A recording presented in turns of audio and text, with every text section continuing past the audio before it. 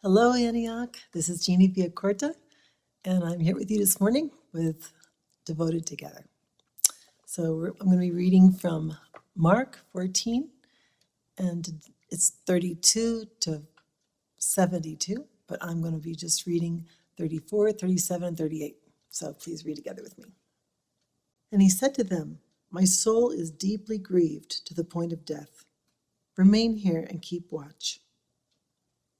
And he came and found them sleeping, and said to Peter, "Simon, are you asleep? Could you not keep watch for 1 hour? Keep watching and praying, that you may not come into temptation. The spirit is willing, but the flesh is weak." Fear is a great manipulator.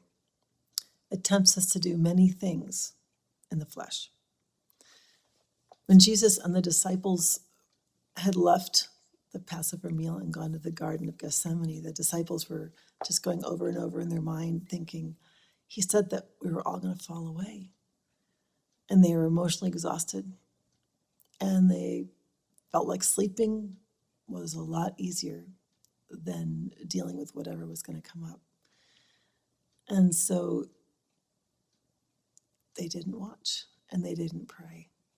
And Jesus knew that they needed to, because he knew that they wouldn't respond in the spirit if they didn't. And just as he said, Peter ended up responding in violence. When they came to arrest Jesus, he got up and cut off the ear of one of the men. And then when it was time for him to deny Jesus, he ended up being defensive and cursing. And of course, we all try to defend ourselves and our image and our way of thinking and our way of living. And these are normal responses when we're afraid.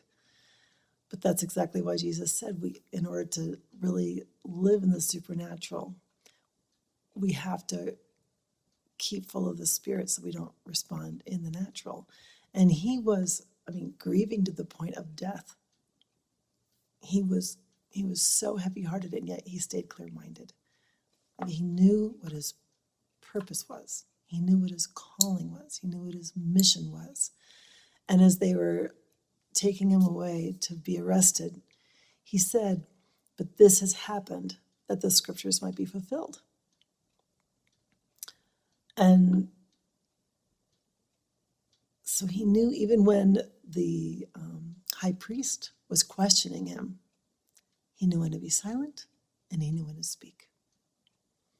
And I know that this year has been full of fear of sickness and death for us, really. And I've worked with a lot of elderly people in my life, taking care of them. And I can tell when people are full of fear of death and when people have a clear mind and know that it's God's timing for when they're to die. And one lady especially was really meaningful to me. She had lost her husband about 1.5 years before and had wished that she could have gone to be with him and not stayed, because her body was just so full of pain. And with every passing month, it was just more and more full of pain. But she always was encouraging me and praying for me and wanting me to read scripture to her or sing for her. And she said that, she wanted every minute to count on earth.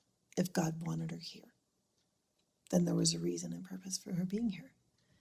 And I was with her in her last days.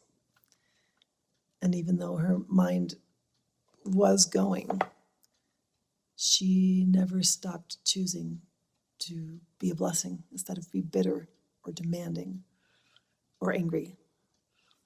And so my prayer for us for in this Advent season is that we will be sure of our calling, that we will respond in the Spirit, that we will know when to speak and when to be silent, that we will be full of faith instead of fear, that we have each other's back in prayer, through the next weeks and months that are full of uncertainty, and that we will not grow weary of watching and praying.